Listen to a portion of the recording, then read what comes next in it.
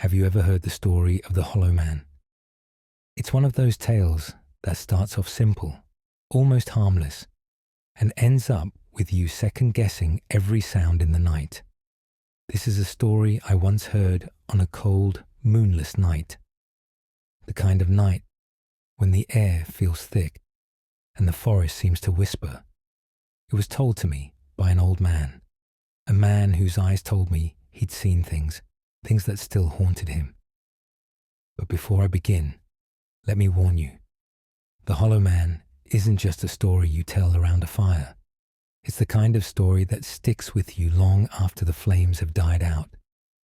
It all started many years ago, in a small town, nestled on the edge of a dense forest. There was always a quiet tension in the town, an unspoken understanding that the forest was not a place to wander after dark. The town's elders would warn their children never to stray too far from the main road, for there was something dark within those trees, something ancient. But the children, as children do, would always scoff at such stories.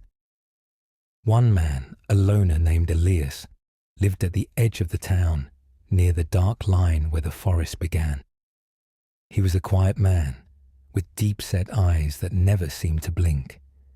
His house was small and dilapidated, and he kept to himself, always working in his garden or muttering to himself about things that no one understood. People would talk about Elias, but they never dared to ask him anything directly. The energy around him felt off. One day, Elias vanished without a trace. No one saw him leave. No one heard a thing. His house sat abandoned, yet his garden was perfectly tended, as though someone had been watching it in his absence. The townspeople didn't know what to think. The days went by, and the townspeople went on with their lives, but the uneasy feeling never went away. They spoke of Elias in hushed tones, and soon the name the Hollow Man began to surface. They said Elias wasn't gone.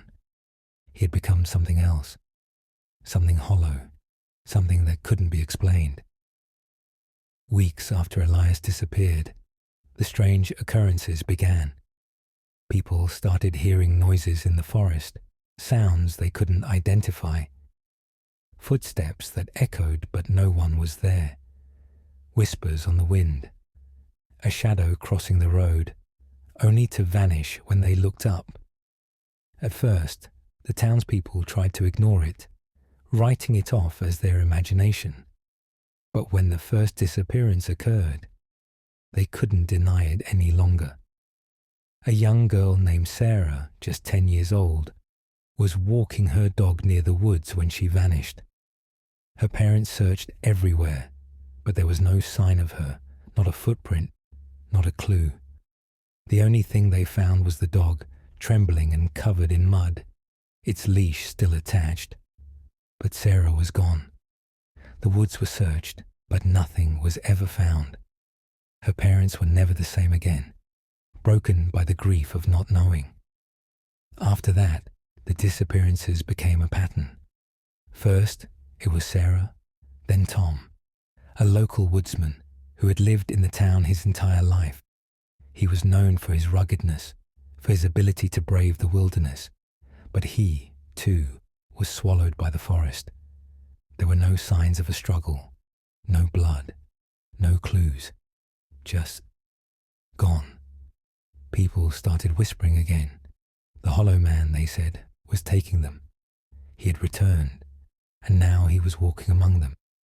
And that was when the sightings began. People would see him at the edge of the woods, standing just at the tree line, his face obscured by the shadows.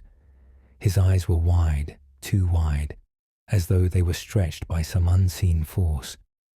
His skin was pale, almost sickly, and his clothes hung loosely on his frame, as though they didn't quite fit him anymore.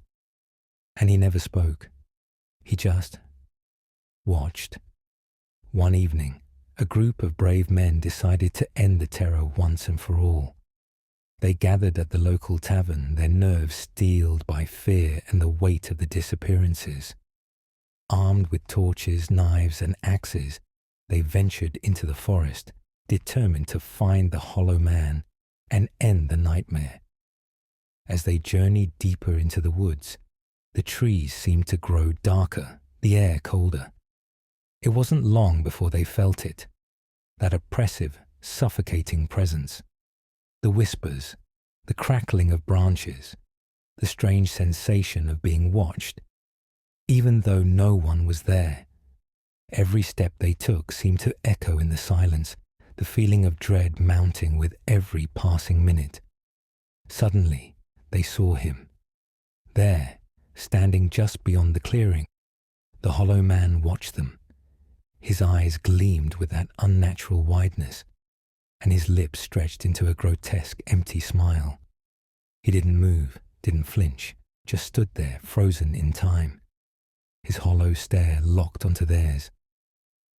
One of the men, brave or foolish, stepped forward and called out, "Show yourself, you coward."